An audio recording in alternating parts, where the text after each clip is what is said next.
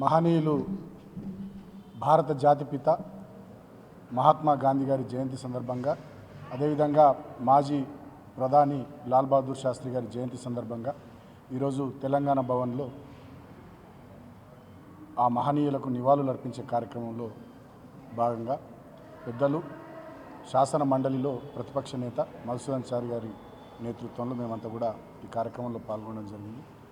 మహాత్మా గాంధీ గారి ఆశయాలు, వారి సిద్ధాంతాలు, వాటన్నిటిని కూడా పూర్తి స్థాయిలో అవగాహన చేసుకొని పెద్దలు కేసీఆర్ గారు తెలంగాణ ఉద్యమాన్ని శాంతియుత పంథాలో ప్రారంభించి గమ్యాన్ని ముద్దాడే వరకు అవిశ్రాంతంగా వారి స్ఫూర్తితోనే కొట్లాడడం జరిగింది.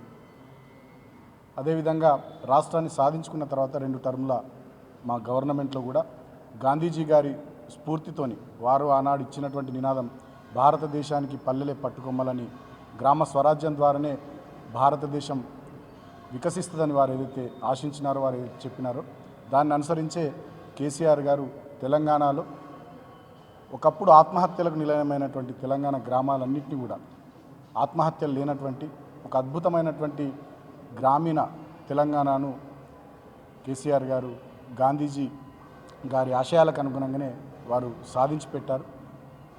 10 సంవత్సరాల కాలంలో తెలంగాణ గ్రామాలన్నీ కూడా, పల్లెలన్నీ కూడా అద్భుతంగా తయారైనాయి. రైతాంగం, వ్యవసాయం, నీటిపారుదల రంగం, గ్రామాల్లో సంక్షేమం, గ్రామాల్లో పల్లె ప్రగతి ద్వారా చేసినటువంటి అనేక రకాల కార్యక్రమాల ద్వారా తెలంగాణ గ్రామాలు దేశంలోనే ఆదర్శవంతమైనటువంటి గ్రామాలుగా నిలిచినాయి. భారతదేశం కేంద్ర ప్రభుత్వం ఎప్పుడు అవార్డులు ఇచ్చినా 20 అవార్డులు ఇస్తే 17-18 అవార్డులు తెలంగాణ గ్రామాలకి, 10 అవార్డులు ఇస్తే 7-8 అవార్డులు తెలంగాణ గ్రామాలకే వచ్చేటటువంటి పరిస్థితి తయారైంది. ఆ రోజు అంటే తెలంగాణ గ్రామాల మీద, తెలంగాణ గ్రామీణ వ్యవస్థ మీద కేసీఆర్ గారు ఏ స్థాయిలో దృష్టి పెట్టి పనిచేసారో దాన్ని బట్టి అర్థం చేసుకోవచ్చు.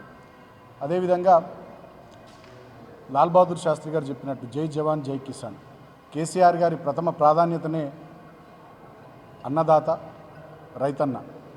రైతు కోసం అనేక రకాలైనటువంటి సంక్షేమ కార్యక్రమాలు, రైతు బంధు కానీ, 24 గంటల ఉచిత కరెంటు కానీ, రైతు బీమా కానీ, సకాలంలో ఎరువులు, విత్తనాలు ఇవ్వడం కానీ, పండిన పంటలు మొత్తం కొనడం కానీ, మిషన్ కాకతీయ ద్వారా 45,000 పైచలకు చెరువుల్ని బాగు చేయడం కానీ, కాళేశ్వరం, పాలమూరు రంగారెడ్డి, సీతారామ లాంటి పెద్ద పెద్ద భారీ నీటిపారుదల ప్రాజెక్టులు కట్టడం కానీ, అనతి కాలంలో, అతి స్వల్ప కాలంలో వాటిని కట్టడం కానీ, తద్వారా భూమికే బరువయ్యే విధంగా తెలంగాణలో పంటల విస్తీర్ణాన్ని, పంటల దిగుబడిని పెంచినటువంటి ఘనత కూడా కేసీఆర్ గారిదే. అంటే భారతదేశ చరిత్రలో నాకు తెలిసినంత వరకు ఈ మధ్యకాలంలో గడిచిన ఒక 30-40 సంవత్సరాల్లో దేశంలో రైతన్నకు పూర్తి స్థాయిలో వెన్నుదన్నుకున్నటువంటి నాయకుడు ఎవరన్నా ఉన్నారంటే అది కేసీఆర్ గారు. రైతుకు ₹1 డైరెక్ట్గా రైతు ఖాతాలో పడేటట్టు ఎవరైనా ఈ భారతదేశంలో ఒక విప్లవాత్మకమైన కార్యక్రమం తీసుకొచ్చారంటే అది పెద్దలు కేసీఆర్ గారే. కాబట్టి ఆ మహానుభావుల ఆశయాలకు అనుగుణంగా, వారి ఆలోచనలకు అనుగుణంగా ఆనాడు ఉద్యమాన్ని నడిపిన, అధికారంలోకి వచ్చిన తర్వాత ప్రభుత్వం ఆధ్వర్యంలో ప్రజలకు సేవ చేసినా కూడా ఆ మహానుభావుల ఆలోచనలు, ఆశయాలకు అనుగుణంగానే కేసీఆర్ గారు కష్టపడ్డారు, పనిచేసినారు. ఇప్పుడు వచ్చినటువంటి కాంగ్రెస్ ప్రభుత్వం ఇవాళ ఎరువుల కోసం రైతులు యుద్ధాలు చేసేటటువంటి పరిస్థితిని తీసుకొచ్చింది. మంచినీళ్ళ కోసం మహిళలు సిగలు పట్టుకునే పరిస్థితి తీసుకొచ్చింది. ఆర్టీసీ బస్సుల్లో సీట్ల కోసం మహిళలు తన్నుకునేటటువంటి పరిస్థితిని తీసుకొచ్చింది. కాలేజీ ఫీజు రియంబర్స్మెంట్ లేక విద్యా సంస్థల వాళ్ళంతా రోడ్లెక్కే పరిస్థితి తీసుకొచ్చింది. నిరుద్యోగులకు 2 లక్షల ఉద్యోగాలని చెప్పి వాళ్ళ నోట్లో మట్టి కొట్టి 4,000 నిరుద్యోగ భృతి ఇస్తామని అది ఇవ్వకుండా నిరుద్యోగులను కూడా నట్టేట ముంచింది ఈ కాంగ్రెస్ ప్రభుత్వం. రైతులకు రైతు బంధు లేదు, రుణమాఫీ పూర్తి స్థాయిలో చేయలేదు, రైతు బీమా ప్రీమియమే కడతలేరు, రైతు బీమా వస్తలేదు. ఆడబిడ్డలకు వాళ్ళు చెప్పినటువంటి ఒక్క అంశం, స్కూటీలు లేవు, తులం బంగారం లేదు, 2,500 లేవు, 500 గ్యాస్ సిలిండర్ లేదు, ఏమీ లేదు. కానీ గత ప్రభుత్వం పెట్టినటువంటి కేసీఆర్ కిట్ లాంటి కార్యక్రమం కానీ, కళ్యాణ్ లక్ష్మి లాంటి కార్యక్రమం కానీ, ఇంకా పల్లె ప్రగతి, పట్టణ ప్రగతి లాంటి కార్యక్రమాలు కానీ అన్నింటిని కూడా బంద్ చేసి ఇవాళ 22 నెలలుగా కాళేశ్వరం మీద లేనిపోని దుష్ప్రచారాలు చేసి మళ్ళీ నిన్ననే రాష్ట్ర ప్రభుత్వం నిర్ణయం తీసుకొని మేడిగడ్డ, అన్నారం, సుందిల్లా 3 బ్యారేజీలు మంచిగా చేయాలని చెప్పి నిర్ణయం తీసుకున్నది. మరి ఇదేదో మేము ముందు నుంచి చెప్తున్నట్టుగా 20 నెలల కింద నిర్ణయం తీసుకుంటే అయిపోతుండే కదా. ఈ పాటికి ఒక 3 పంటలకు రైతాంగానికి నీళ్ళు వచ్చేది కదా. నీళ్ళ కోసం మొగులకు ముఖం పెట్టి దిగాలుగా ఉండాల్సినటువంటి పరిస్థితి ఒక 3 సీజన్లుగా రైతు ఎదుర్కోకపోయేవాడు కదా. అంటే ఇవాళ కేవలం అబద్ధపు ప్రచారాలు, డైవర్షన్ స్కీమ్స్, వీటి మీదనే ఇవాళ సర్కార్ నడుపుతున్నారు వీళ్ళు.